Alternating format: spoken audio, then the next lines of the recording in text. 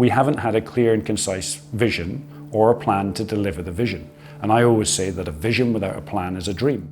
And I see areas in Birmingham where we have exceptionally high levels of child poverty. We have people that just have no opportunity, that have been left behind, and I think that's wrong. Are you one of those people who believes we are likely to be at war with Russia? I think autocracy is on the rise, democracy is on the decline, and I think the rules-based order that perhaps our forefathers and mothers fought to protect after the Second World War is being fractured. But you think that is NATO troops fighting Russian troops? Well, it might not be NATO troops versus... It might be British troops. Al Carns, there's a lot I want to get through about why you're in politics and your life before, but I guess we should start with the news because it's urgent. You are currently, I think, the last man still sort of standing, who hasn't weighed in behind Andy Burnham. Are you seriously considering a run still? Yeah, I think this is probably the most serious decision and discussion that we need to have. We have 3 years left of a Labour government. We've got to get this right. So I don't think there's anything more serious than this. And it's to make sure that we have the right policy platform as we step off. And that's primarily to defeat Reform Conservative coalition in 2029.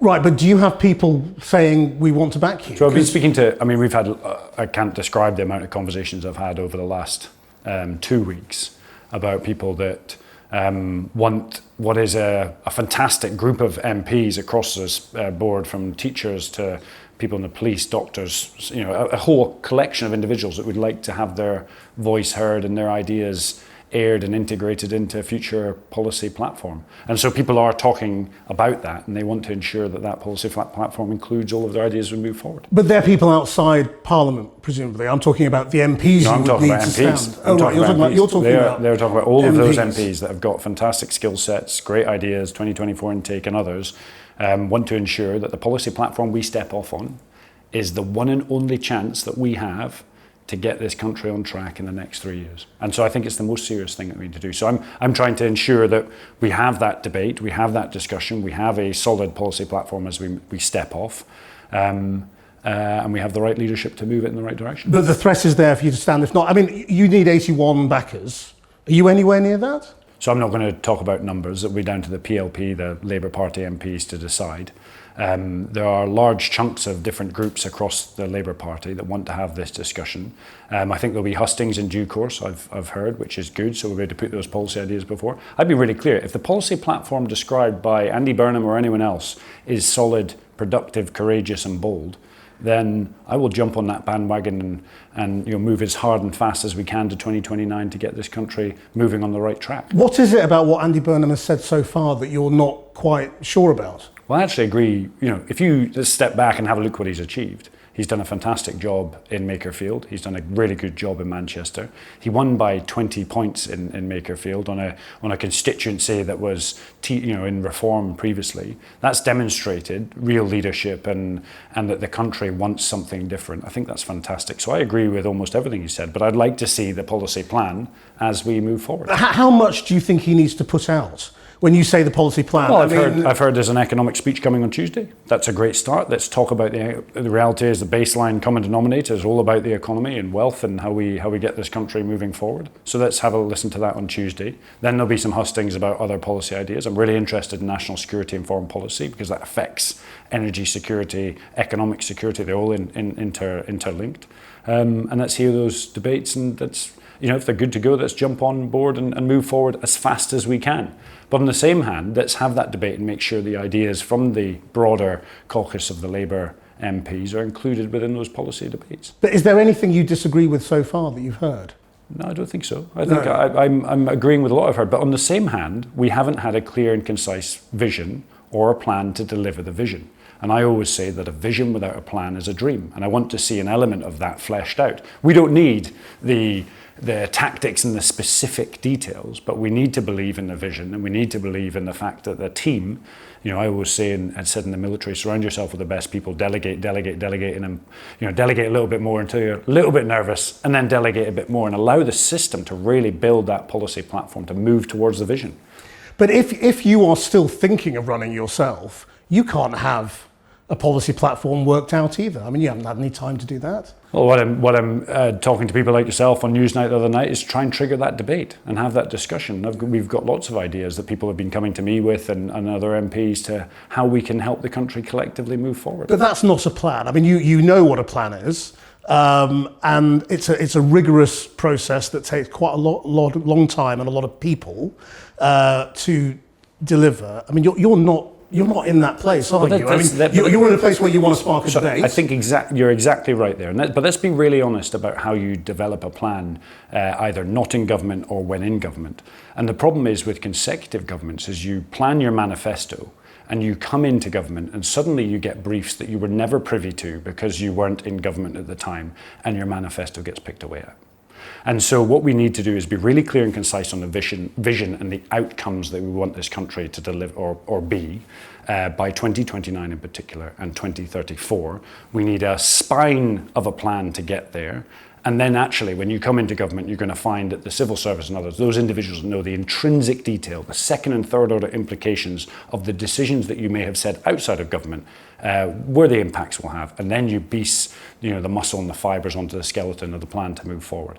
And I think that happens to every government I've ever seen over the last 14 years of being in and out of both defence and number 10. And so what I would say to Andy Burnham and anyone else is let's have the vision. Let's be really clear and concise what we want the country to be. Let's have a really clear outline of a plan and accept that when you come into government, some of that is going to have to change because individuals in government are going to give you all sorts of briefs that you want to be privy to and the detail that the experts will bring to the table. But what I take from that is that you don't have the plan you're asking of Andy Burnham. I have some ideas that we've been pushing. So one of those ideas, for example, is I've been a firm believer that any government that comes in the current mechanism of which we govern is going to struggle to change the country at the pace the population requires. And so the mechanism of governing and the mechanism in which we enact our direction and leadership is actually flawed. There's some amazing people in the civil service, there's an amazing system within the bureaucracy, but there's not enough domain expertise. And I've been really clear on this from day one of coming to politics. We have professional politicians who understand how to work the political lever. We have professional process in the civil service and some expertise in the civil service, but no domain experts. And so I've been calling for a long time of where we have a political cabinet, why don't we create a professional cabinet that sits below the political cabinet that can help them drive change? And what do I mean by that? If you were to put the bat signal out now across the nation and say, hey, the country needs you, the best and the brightest, that have been major individuals in industry that have changed whole organizations, multi-million pound / hundreds of thousands of employees organization style, bring them into government, get them around that table and help the political class deliver the change required in combination with the individuals that are experts of the process to move this country faster. So why don't we get those experts in? Because I think there would be hundreds of patriots out there at the very top of their game that would put their hand up and say, I will serve the nation for 3 years to enact the change required for this country. Ideas like that are what we should be pushing into the system. I mean, I think a lot of people who've been around government a long time would say, well, in actual fact, that is what happens. It just doesn't happen in the way you've described it. Well, so and that's a government process of green paper, white paper, bill, consultation is precisely about getting expertise, delivering a mission, and that it's all very well you coming in from the military and knowing how to get from A to B or deliver a mission, but politics isn't like that. I agree and disagree. So what we always do is we do horizontal transformation. We're going to bring in an expert at the very top. He's going to write a green paper, white paper. We're going to deliver the change. The white paper then gets given to the system, and the system deliver bits of it, and by the time it gets to the bottom, it peters out. And usually over time, because of political change, sometimes as the azimuth moves to something else, the weight gets pulled away, and we tend not to deliver the totality of the plan. And so what I'm always saying is create your political cabinet, which is your horizontal change, and then talk to me about vertical change. Where are those individuals in that professional and political space going to put people into the system at every section across a department to ensure that direction is delivered to the letter all the way down over a period of time at the speed that is required? Because I've been one of those people that have sat in the system and been like, not sure on this plan.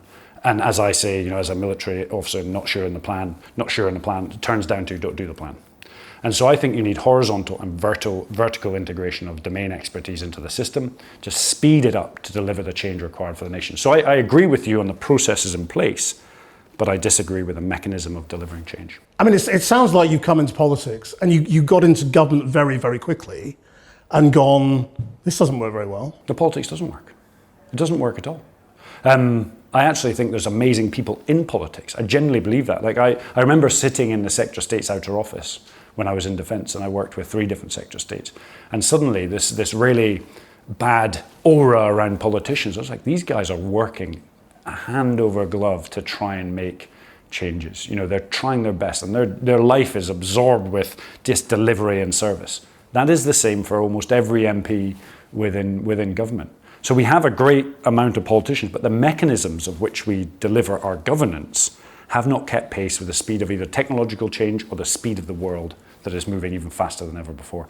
I mean, your experience as MOD, and MOD is, I think, historically one of the most dysfunctional departments. I completely agree. But remember, we're way to jump into the same trap that everybody jumps into, MOD silo. I was in a very privileged position in multiple jobs in the past where I was dealing with the Home Office, I was dealing with all different sections of government into number 10 and seeing all the mechanisms and how they don't work or do work together to deliver change, whether that be border security all the way through to foreign policy. And so I always go back to this same point, Krish, about bombs, bullets and battleships. No, step back, think about national resilience, think about security as a central cohering function of government rather than a siloed departmental output. I mean, what you're saying, there have been versions of what you're saying said by lots of, from Dominic Cummings recently, or, all sorts of people from different political directions, basically saying, system doesn't work, it needs total reform, you need to be able to put in the people you want more quickly, deliver things more quickly. Isn't the fact that government is just so vast?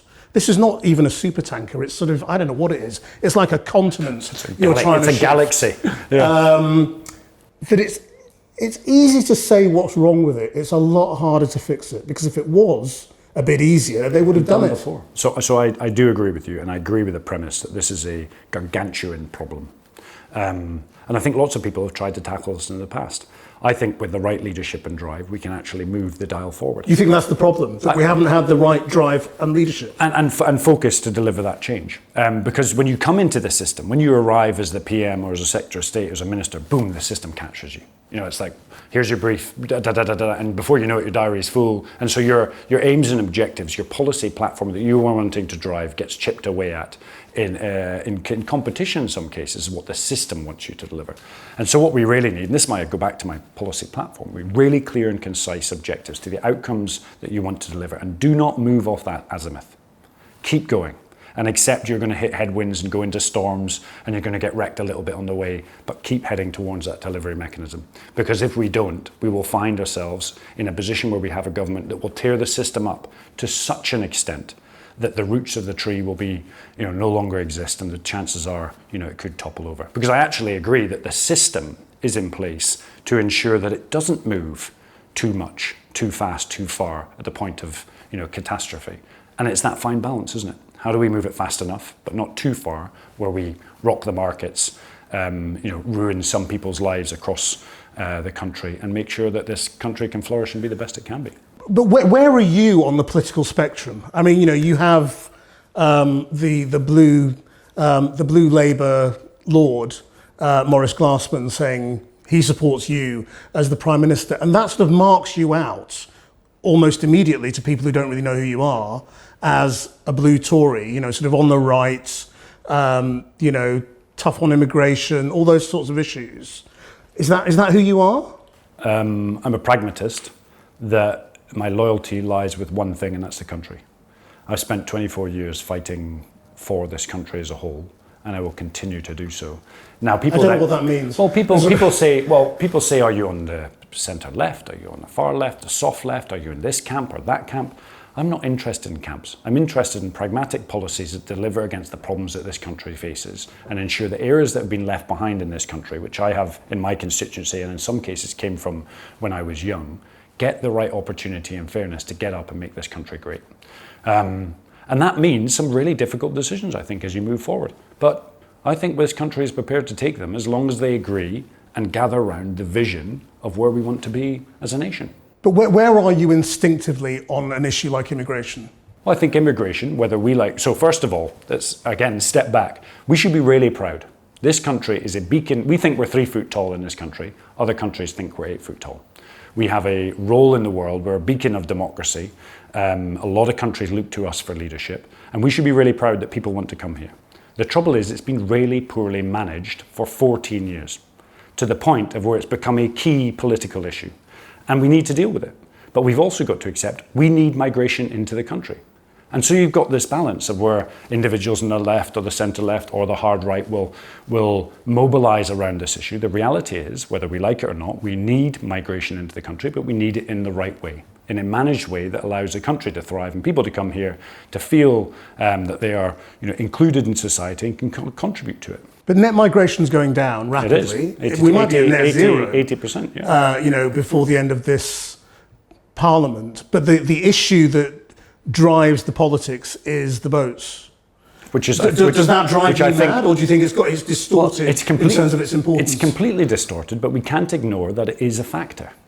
Illegal migration, coming here illegally, is a problem, and it needs to be dealt with. But I think Shabana has done a fantastic job with migration. What we've got to ensure that we get the balance right and the management of the process right. So when people come here, they can contribute to society, but they need to come here through a legal process. Because coming here illegally is breaking the law on day one of arriving in the country. But you don't currently have a system that is stopping the boats. The French swap system is so small scale at the moment that it's not stopping anyone getting on a dinghy. I've always been clear. If you come here illegally, then you're breaking the law coming into the country. What I would like to see are actually centres in Europe of where you can come and apply to come to the United Kingdom, and you will get education, you will get preparation for employment, you'll have security screening to make sure that you're safe to come to the country. And safe routes, safe and legal routes. And then bring people in, because we need migration. That is the honest, look at the statistics, that is the honest reality, but we just got to manage it in the correct way. If you were to provide those centres, you might find that the illegal migration would slow down, in combined with the ability that if you come here legally, you'll be entitled to less. And I think that's a fair and balanced way to perhaps ensure that we have the right talent in the country to continue to thrive. What is your pragmatic approach to welfare then? So are we spending too much? Are we giving away too much? I think there's a common acceptance across the Labour Party that we are spending too much on welfare and it needs reform, and we've continued to reform it, and we need to do more. But there are different ways of cutting that. Some people say we're spending too much because we've got 1 million young people not in employment, education and training, and that we need to get them into work, and that's why we're spending too much. There are others who think we're spending too much because we are giving out benefits to people who shouldn't be getting them. Yeah. So I think what do you think? You're aligning on one word there, which is fairness. And I think what the nation really wants is just a fairness in the process of where people that need support, need lots of support, should absolutely get it. But we need to ensure that individuals who can get up into work get a hand up, not a hand out. It's interesting, again, if you step back and look at this and we jump on welfare, defence, immigration, let's sort of step back and take marginal percentage gains on each. Mental health costs us 300 billion a year, 110 billion in lost economic output alone. Decrease that by 10% by some really interesting policies of how we can make us more mentally resilient. Prison reoffending is in excess of 10 billion a year. Decrease the reoffending rates by 10%. Jump into NEETs 125 billion a year by pulling out some really interesting policies to get kids and young people into work, to align expectation with the realities of the job market. Guess what? Reduce it by 10%. And you've already saved 30 to 40 billion. And then you have space to maneuver to really keep moving the cycle towards the vision of the country that you want us to be in. So, going back to the welfare piece, there is something really interesting about service. And I'm not talking national service here. But what I am talking is what the state can do for you and what you can do for the state. I've been amazed as an MP in Selly Oak, the amount of volunteers holding up our councils and holding up our society. It's so impressive. And that's why I jumped up Everest the other day, because I thought, hey, if they can do stuff above and beyond their professional and personal lives, and I can maybe do something for something I care about. And so what happens if you turn around and said, yes, we'll continue with the welfare model. We've got to help people that need the most help. But individuals that need to get back into the workplace, and we need to help with mental resilience, to get them up and out. What about if you asked them in return to help a charity, support the council, perhaps support the police, the fire service, even to the further right, support the military or another government organisation, or just your local charity or organisation that you grew up in and around it. You don't have to travel to, but you can contribute to. There might be something in that. Now, I don't have the answer to that at the moment, but it's something that we should explore. I mean, David Cameron called that the big society, didn't he? But I mean, what do you think of national service, military service? Well, my view is that professional soldiers are the individuals that you need to deal with a crisis. Defence in depth then relies on your reserves, your strategic reserves. Your reserves are your guys who do part-time soldiering, sailors or airmen and women. You then have a strategic reserve, which is largely your ex-forces, and then you have society that may need to then be called up to fight. I actually disagree with national service, but I like the idea of something around service. It doesn't need to be in the military. Could be to a charity, could be to your local, we've got shed in the park in Cottridge. We've got litter pickers. We've got people that help their local neighbours out in society. I think that is service as well, but just in a different way that may be more applicable to parts of the nation. And I think we should really try and mobilise on that because it's the best part of society. You've talked about end states, which again is that sort of language that sounds a bit military. Because it is. It's planning. I mean, there's no such thing as an end state in the real world, Correct. is there, in policy? Correct. It keeps going. So what is the point of talking in those terms? Because you've got to give people a metric of success, and you've got to give people a hope around a point in time. So let's talk about the next general election, 29, and then jump to 34, 35. Where do we want the country to be? Do we want the country to continue to be one of the unhealthiest nations in Europe? I would argue we don't. And so reducing waiting lists isn't an outcome or an end state. Making the country more mentally and physically resilient by 2034 is exactly that. And by doing that, you will reduce the bill on the NHS, you'll reduce your NEET problem, you'll reduce their mental health problem, and actually you'll make the nation far more productive. But are you saying we're measuring the wrong thing, or we are aiming at the wrong thing? I think it's a bit of both. I'd like to see the vision and those sort of end states. So by 2034, I want to say to the population, and I want us to be really clear and concise, we want to really move the dial as to how we get the country to be more mentally and physically resilient and reduce the impact in the NHS, because all of our children coming out of school know about healthy eating. They know how to look after themselves. They know if they have stress with exams or in future employment, they have the mechanisms to deal with it all the way through to older age. And you will start to make a healthier population, which has huge productivity points and reduces the impact on national services. Let's take another point. How do we make this country the most effective or the most attractive for businesses to set up and scale? Like in Europe, like, hey, if you want to set a business up, you need to go to that UK. Like the United Kingdom is the place to go. That's absolutely critical, because you could turn around with an end state and say, I want to add on $500 billion to our GDP by 2034. Now, why is that important? Because then you have more taxes that you can put into services, can put into all those programs we talked about, healthy resilience, to move the nation forward. These are the type of big ideas that we should be aiming for, and then work out the skeletal plan to get to. And then when you get into government, you tell the system, this is the marker you're moving to, and we are not deviating off it for anything. Can we talk about why you came into politics?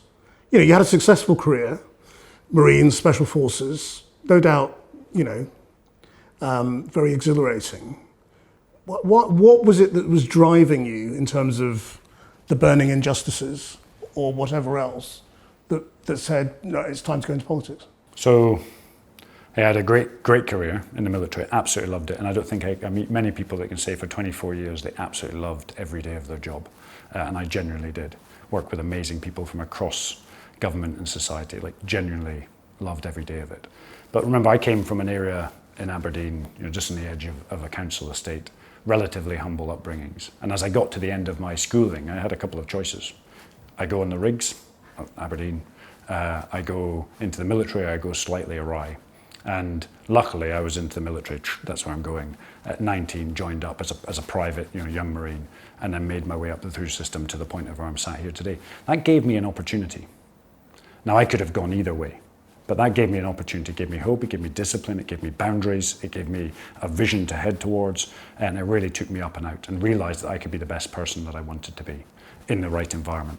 And I think big chunks of this country have been left behind. And in my constituency in particular, my empathy levels since I've come out of the military have expanded massively. And I see areas in Birmingham where we have exceptionally high levels of child poverty. We have people that just have no opportunity, that have been left behind. And I think that's wrong. And I use this analogy, and it's slightly rubbish, but if a flower is wilting or really struggling to grow, it's not the flower's fault. It's because the environment's wrong. It doesn't have enough light. It doesn't have enough water. It doesn't have food. It's the environments that we're creating for people. So how do we help get the system to be more productive and help the human cost on people to really get up and out and get this opportunity and get moving? And so I got to the end of my military career, and I recognized that I could have, and I was doing really well, and I really enjoyed it, that I could deliver change within a hierarchical structure. But I actually, as I jumped forward and thought, by the time I get to a position of where I can deliver significant change, I'm probably going to be out of date of what I've learned in the first place.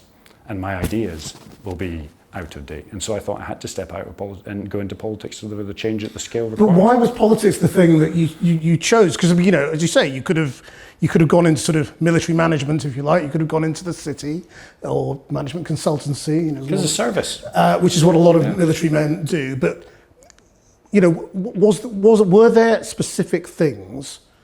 You talked about what you've learned since becoming an MP in Selyoak and all the rest of it. But at the time you thought, I'll go into politics, was it that you just thought, I'm good at stuff, no, I can run the country? No, there was one. Or was it? Definitely not. There are things I want to change. So one, I often describe politics like eating sausages. Once you work out how they're made, you may not want to eat them again. And so I didn't have a huge amount of faith in the systems planning process to deliver systematic planning and delivery for the country. But the key moment of where I decided, I've had enough, I need to get out and change the system, was when I watched this revolution in Ukraine and the way wars were fought. And I saw drones, automation, AI and data being wielded at an industrial level that was changing every preconceived idea as to how we would fight and protect the nation in the future. And I didn't believe that we were learning the lessons fast enough. And there was a specific meeting that I had with the chiefs as a young colonel, briefing them up on what I thought. And someone said, I disagree with your strategic analysis. And I was like, okay, great. Which bit? And they're like, well, we'll talk about it. No, which bit do you disagree with? And it was and I was like, I walked out of that meeting and went, we are not changing fast enough. And I said, if I don't get out to the system and change how we are equipped, how we fight, then if we're called and tested in the future, people are going to die. So it was the military strategy that drove you. That was the specific point. You must, since being in government over sort of almost 2 years, have found it equally frustrating. Of course. Because they still weren't getting it, were they? Well, life is hard. The reason I resigned from the DIP, the Defence Investment Plan, the reason I resigned were two things. One, because I thought the Defence Investment Plan wasn't transformative enough.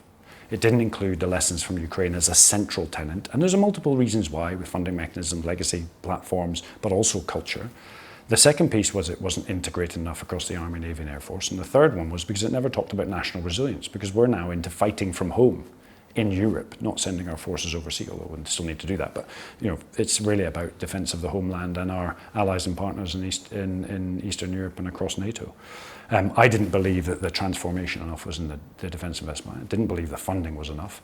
And so I'd run out of road trying to get that change. And so I had to resign.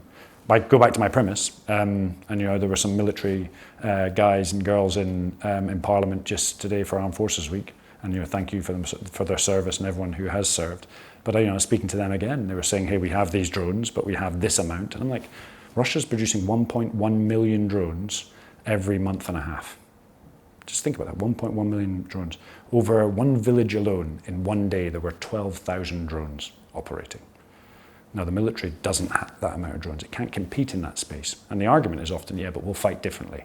And I fundamentally disagree with that assumption. Are you one of those people who believes we are likely to be at war with Russia? I've been really clear. Next 3 to 5 years, we are going to have a geographically constrained contest somewhere.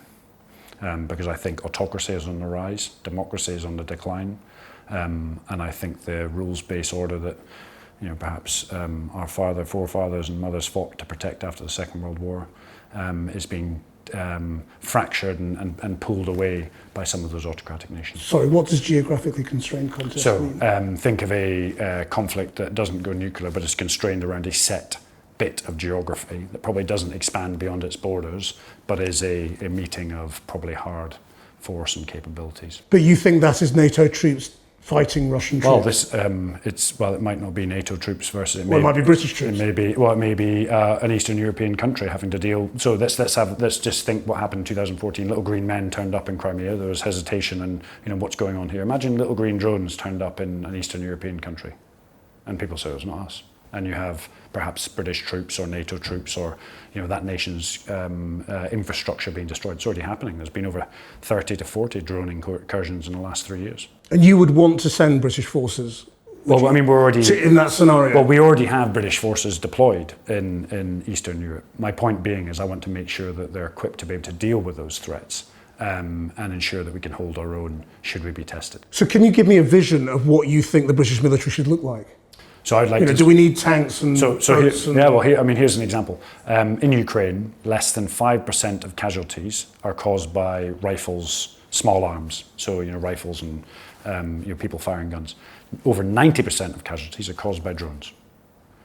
And so if you then look into the British military, into the Army, the Marines, the Navy and the Air Force, are we training on drones or rifles? How much time is spent around it? It's like training on a longbow when the musket's been invented. And so I want to see a whole change. Now we are moving. And I moved the dial when I was in, and we got 4 billion into uncrewed systems. We've created an uncrewed systems centre of excellence in Swindon. I wanted to create an uncrewed systems force, so a whole new section of the military, and build it out to try and inculcate that cultural change and get us moving faster.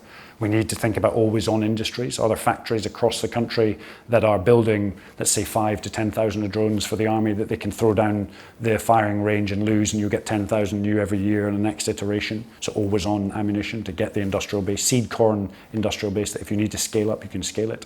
So those types of things I think we should be thinking about. And do you think the British economy should be more military focused as a result? So I think we've actually done quite a lot in the last 2 years of where the military procurement should become an engine for growth across the country. And that's not just hard metal, it's also skills and capability. Do you think we should just buy British? I think there's an element where a large percentage of the capability that we buy is British, but I also think some of it should be joint with the European, even more so in the last couple of years. Yeah. What do you say to people? There are people who say, well, the thing about Al Carns is he comes from the sort of this modest background that he's talked about, but he now talks like a military man. Some people find that sort of inspiring and impressive. Some people find it a bit alienating, because you don't talk like them, I suppose. You don't even talk like an MP a lot of the time.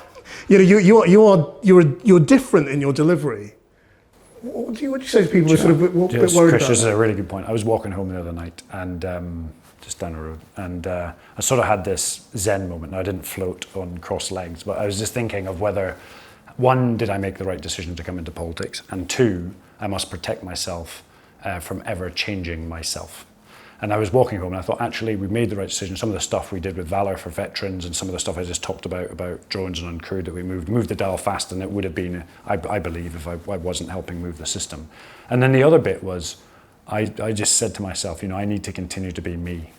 And that was actually the walk home, the decision before I decided to resign, of where I've got to stay true to who I am. And I shouldn't, absolutely, I will adopt and change my views depending on what I see and what I feel, but I've got to just be honest with myself and who I am. And, I say to people out there, I absolutely get that in some cases, some of the things I'm seeing, like outcomes and some of the language that I use, people are like, oh, that's a bit weird, that's a bit alien, that's not normal chat, but I also think we're not in normal circumstances. And we need to think differently if we're going to move this country forward, because we're on the cusp of, I think, social, religious, racial division in the country has been stoked. I actually think by outside actors as well. And if that elevates to the national level between Scotland, England, Northern Ireland and Wales, we risk the sanctity and unity of the United Kingdom. And I don't want to be in a pre-Brexit moment where we're sat watching something happen and we don't really know the totality of what happens before it hits you. And then suddenly, Scotland's independent in 2031, there's an issue with Northern Ireland, and the beacon of hope, which I talked about before, diminishes. And the rest of the world is going, what's happened to Great Britain? It doesn't exist anymore. It's a set of nations now, much less strong than it used to be. And I think that's a real worry. I fought for this nation. I'm a proud Scotsman, but I didn't fight for Scotland. I fought for Scotland, England, Northern Ireland and Wales. Well, just on Scotland then, briefly, I mean, would you accept the democratic will of Scotland in its demand for a referendum? If it wants one? Let me give me a little story. When America and Israel were trying to reduce the nuclear program last year, irrelevant of what you think of that, in Iran, I think it was called Midnight Hammer, they destroyed a couple of targets in around Tehran. Overnight, 3% of Scottish independence media died.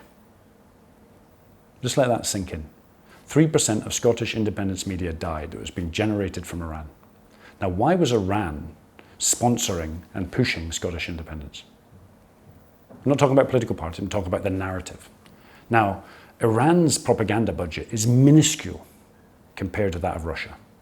Now, imagine if Russia had this epiphany, perhaps several years ago, meddling in political elections, that it thought to itself, maybe I don't need to buy bombs, battleships, and bullets. I can just work through the mechanism and the medium of social media and algorithms and data advertising. And I can separate racial, aggravate cultural, aggravate societal division, and national division. And if I can break the United Kingdom up by not firing a shot and reduce its relationship with Europe, and impact its relationship with the US, and Europe's relationship with the UK and the US, guess what? I have weakened NATO, I've undermined Western democracy, and I've made myself strong. Well, I can see your arguments as to what you think is going on, but I mean, as a Democrat, presumably you think it's a voluntary union still. So what's your answer to how does Scotland leave a voluntary union? Well, I mean, my perspective from Scotland as a Scotsman is that Scotland is stronger as part of the United Kingdom. Yeah. And I've go back. I know, but a union is a voluntary pact between. And this is where we need really. So here's the reality. And if we move to 2029, we end up with a reform Conservative government. Scotland looks into England and goes, "That's an English nationalist party. I'm not interested in that. I'm interested in the union." Yeah. Where are our views in this party? And so what I would say, and then you end up with an independence vote. You're not really answering my question. I mean, well, a voluntary union, being connected into the United Kingdom means that we here in Westminster, and the Scottish MPs who are doing a fantastic job, by the way, amazing people, we need to make sure that the system is completely connected. And that Scotland feels that it's benefiting out of the union, that England, Northern Ireland and Wales feel the same. And they need to have confidence in politics. I mean, you raised Israel and Iran. What is your view on whether Britain should be supplying arms to Israel? Well, so I've been really clear on what type of munitions have been going into. We've got one of the, I think, tightest weapons and arms sales controls in the world. Some of the capabilities that have been going to Israel in the past are defensive, whether that be body armor or protective equipment. And just to be really clear on this, the disproportionate use of force by Israel, I think, is completely unacceptable. And I've said that from the outcome. But on the same hand, Hamas's terrorist attack in October was completely unacceptable.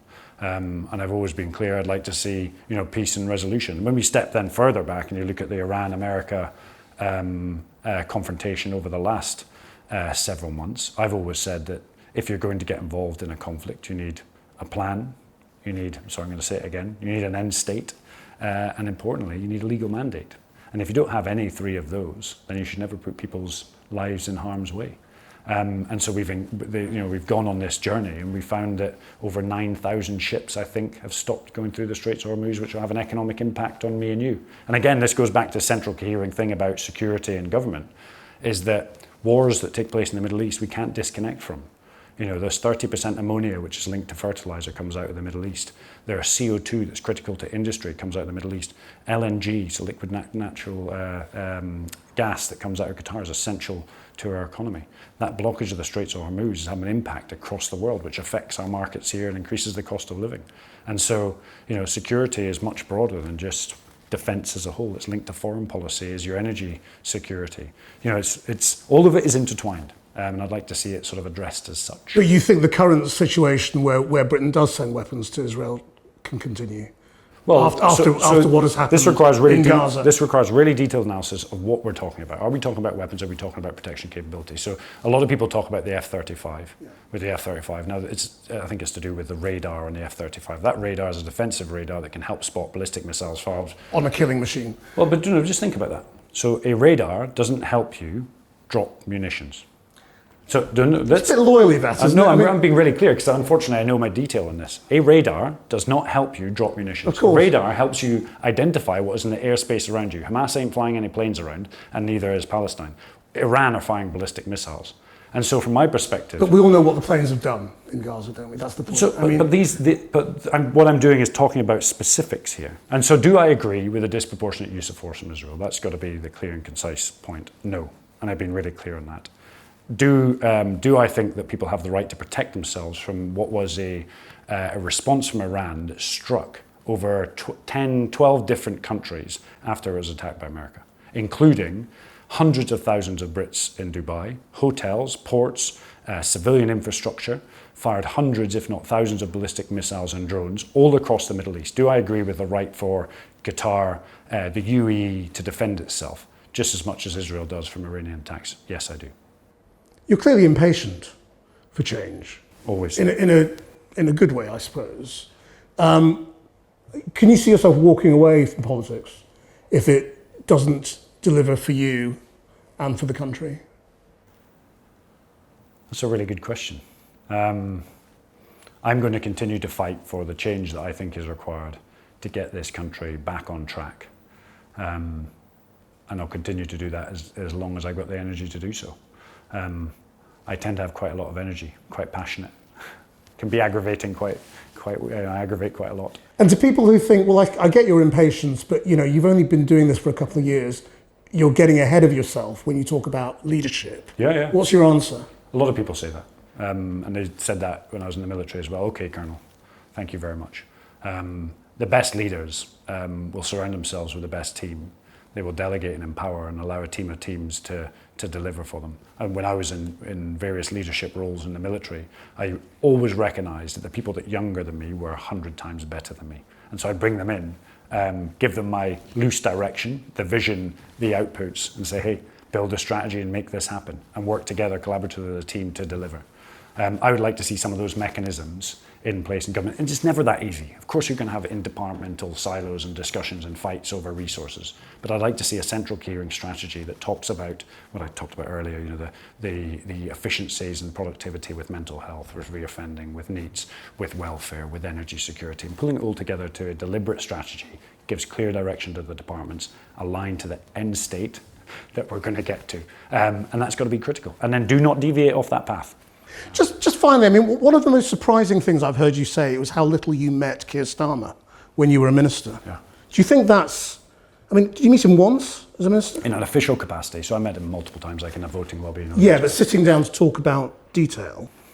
Once. Do you think that is a sort of a fundamental problem? Well, remember that, first of all, Keir Starmer, I think, is an honourable, good man that did an exceptionally good job in amongst a ton of headwinds.